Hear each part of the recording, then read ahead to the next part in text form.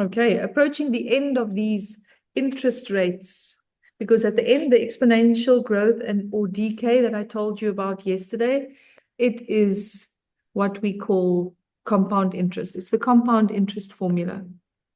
So if you ever encounter this in any future questions, think of your formula. Compound interest.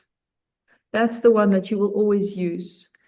The only thing that changes when using it is the word sum that you're going to get. If they're talking population and particles and decay or growth, Y might not be years anymore, but you'll know what they're talking about. So look at this example. There's an experiment, 20,000 radioactive particles. That's our principle. Then the number of radioactive particles decreases. So we're looking at a 1 minus at a rate of 20% per day. So here, I want you to use your compound interest formula, obviously, but take note that it's the only time you're allowed to ignore years and actually use the time that they've given. In other words, days. So this question, you use your compound interest formula, and it will be 20,000 times 1. The formula is normally 1 plus rate over 100. And then years. That's how it normally goes. But then you just modify it because they said it's a decrease. So you put a minus. The rate is 20. You put a 20 up there. And then ignore years and say, they're talking days, so we will treat it in days. Nothing different to what you did yesterday. It's just that the language behind it and the subject behind it, actually, it now becomes a bit of a physics or biology, chemistry. Could be in any of those. And they don't ask for a special rounded answer, so you're going to have to give it to me. What do you get?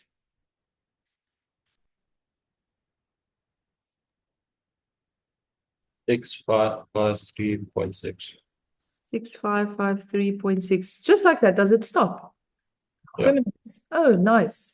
Then it's not a bad one. That's the answer. It's not money. It's just particles. And it really did decrease from 20,000. You couldn't get an answer of 60,000. Then you know you should probably add it instead of subtracting. So compound interest, it's skeleton. No extra information needed. Could be a B question if I needed one. And then I would ask by how many particles or how many particles were lost after 5 days. And then you would do what?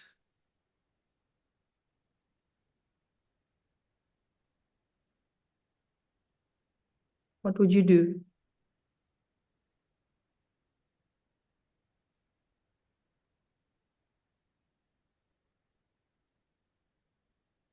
Hmm? 13,446.4 particles will be lost. Hey, you even got the answer for us. No, thank you. I just thought it's nice that you know you would have to subtract them. That's a lot of particles that we lost over 5 days. 13,000, like you said, 13,446.4.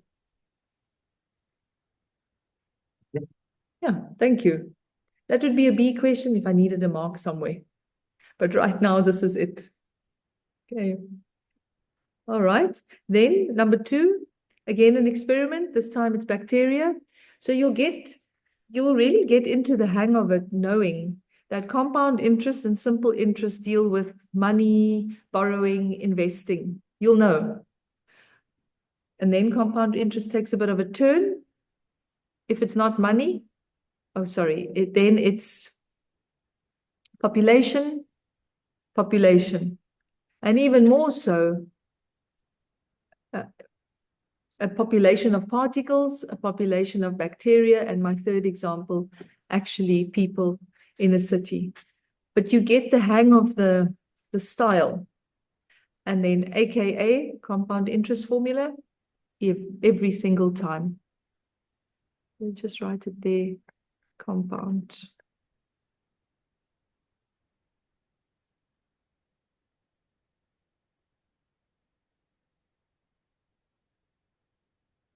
So next one, start of the experiment. We've got 5,000 bacteria, also known as the principal amount. The number of bacteria increases 35% per hour. Forget years. This story centers around hours. Unfortunately, we have to stick to it like that. How many hours will the number of bacteria be greater than 5? After how many will we have an answer larger than 5 million? How can one do this? Either one of you two, how can one tackle it?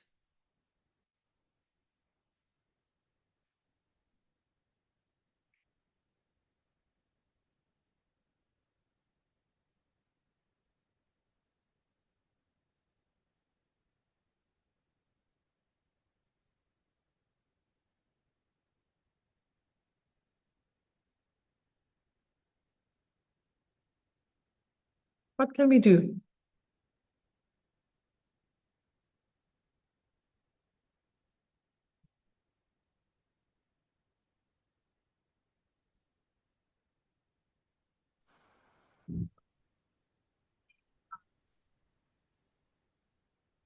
Come on. Compound interest?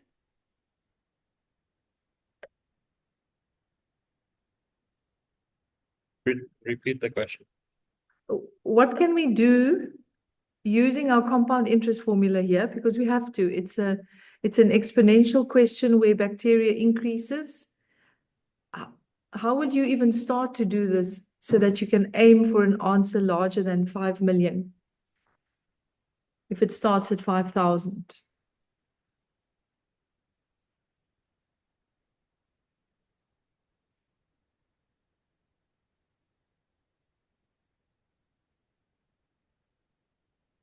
What's your formula? Use it. It's normally 5,000 bracket 1 plus Yes. 3,500 bracket. Time. No. Usually you'd put a Y back there, but in this case it's hours. But they don't tell you how many hours. So this is a trial and error. You can absolutely play around with several options here until your answer, let's call it X, until your answer is larger than 5 million. That's why I say you need your calculator close by so that you can do this. Try with 5 hours or 6 hours or who knows. You keep doing it.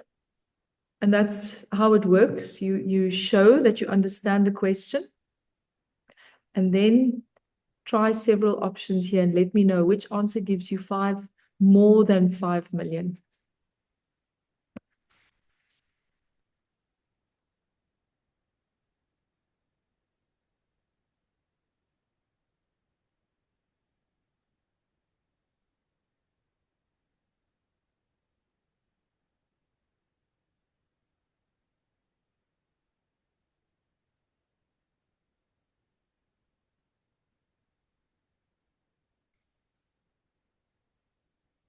So quickly let us know again, Felix, when you typed in 23, how much did you get?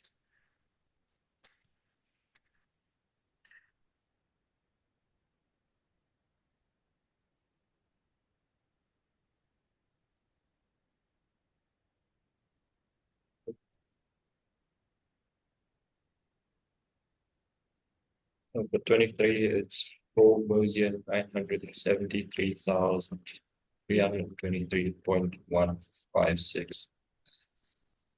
And that's it. That's now your hint that you are incredibly close. And definitely then 24 gives us the over, and quite a lot over, 6,713,986. And yes, there's more to it, but luckily we don't need to know the exact answers. They just want to know after 23 hours or after 24 hours, When will it be more than 5 million? No matter how much more, as long as it's more. And you see that I've also written here by trial and error. It's important that you say that. So your marks will be for actually writing your formula and showing that you understand it needs to be larger than 5 million. Then by saying trial and error, and then your answer, you could then say 24 hours. That's how it will be awarded. How you got to it, they are not stressed. But we all know that you needed to know your formula in order to try this. So sometimes it's going to happen that you have to play around until an answer works out. And that's also nice. Okay, and then the last one, the population of a city increases exponentially. That already tells you, take out your compound interest formula. It increases exponentially, that's what it means. So it normally is principal amount times 1, it's an increase, a certain rate over 100 to the power of, how many years is this?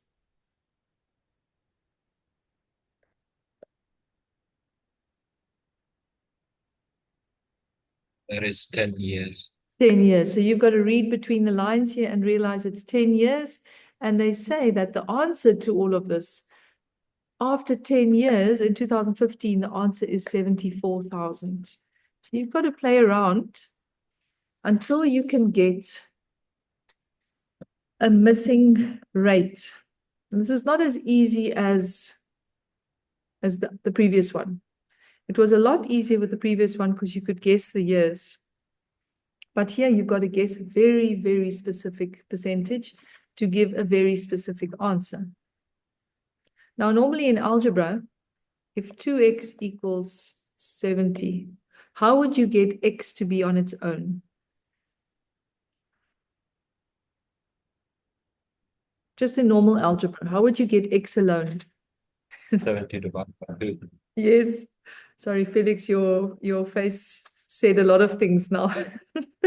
So x alone would be 70 over the 2. Now, same thing.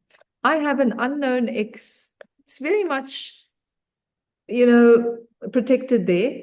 But this is the 2 that was stuck. I need to get this front 2 away from my x business. So you'll send it underneath the 74,000.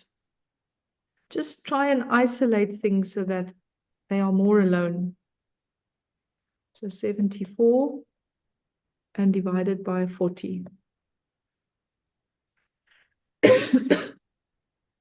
You'd have to write that answer down if possible, if it isn't too, yeah, it's a nice decimal.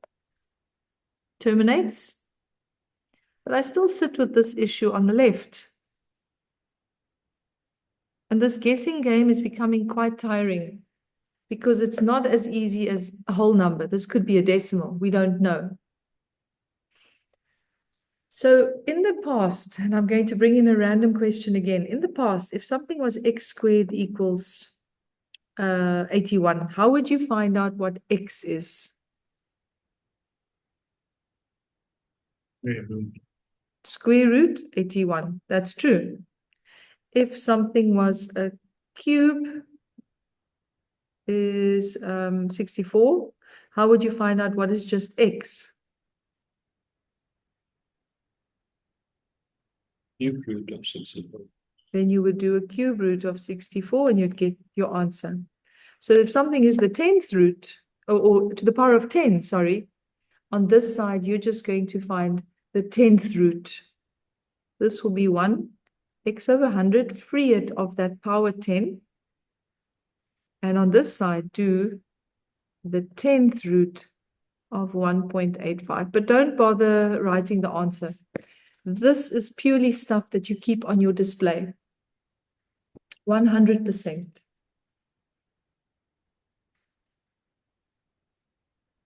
So I'll say it again. The opposite of square is square root. The opposite of cube is cube root. The opposite of a power 10 is then just the 10th root. You leave it on your display. And now what you do, keeping it short. I really want to keep it short and not write too much. 10th root on your calculator, you would have to go and press, try and get to that button over there. You have to press shift, definitely, but then on your calculator, you locate this button over here so that you can put the 10 in that first square. You've got to allocate the 10 to that place over there, and inside here is where we will put the 1.85. So you've got to go and find that specific button. Put the 10 in, put the 1.85. Felix? The answer would be 1.0634502238. Okay, now you keep that on ice, you keep it on your display, and do a lot of things in one go. +1, -1 here now. So what you have on your display, take that +1 and say -1 on your calculator and press equal. And that's 0.06. That's what. That's it. And then the divided by 100, you times 100 on what's with your display here. 6.34502814.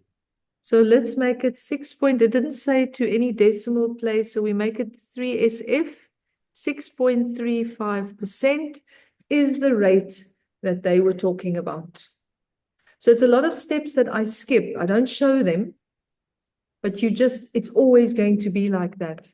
You will subtract the 1 there and you will times by the 100 as well. Keeping everything on your calculator display.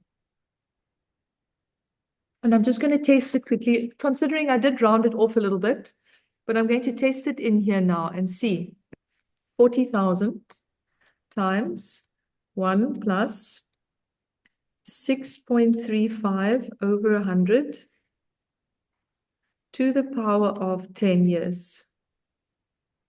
Yes, I'm a little bit over. I get an answer of 74,034.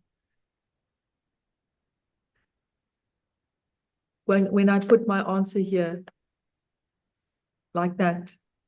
But remember, I rounded it. It was not really the true answer. We just made it a bit more convenient. But listen, you're getting to the 74,000 and not -19 or so. You know you're right. And there's no way, I think, that you could have guessed this if you're limited with time. You could sit and try and try and try. Maybe you tried a 6% and then you felt, okay, it's getting close. But who has that kind of extra time in an exam to play around so much? So there is some kind of a structure, and it's a good idea to take note of this. It's likely to feature a little bit more in grade 10, but it's good to know already now. And that is the answer then for this third example. So the guessing game, it's wonderful if you've got to guess the outer power there.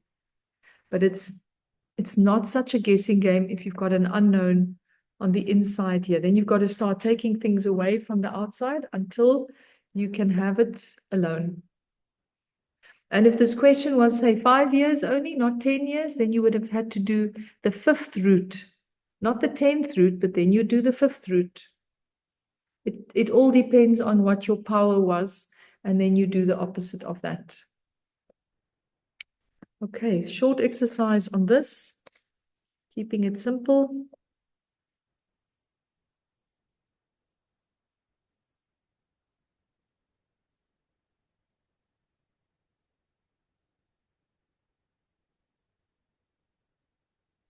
Just these four sums. And one is a guessing, trial and error. Actually, number 7, I did it already. Forget number 7. Sorry. I did that one with you. Do number 8.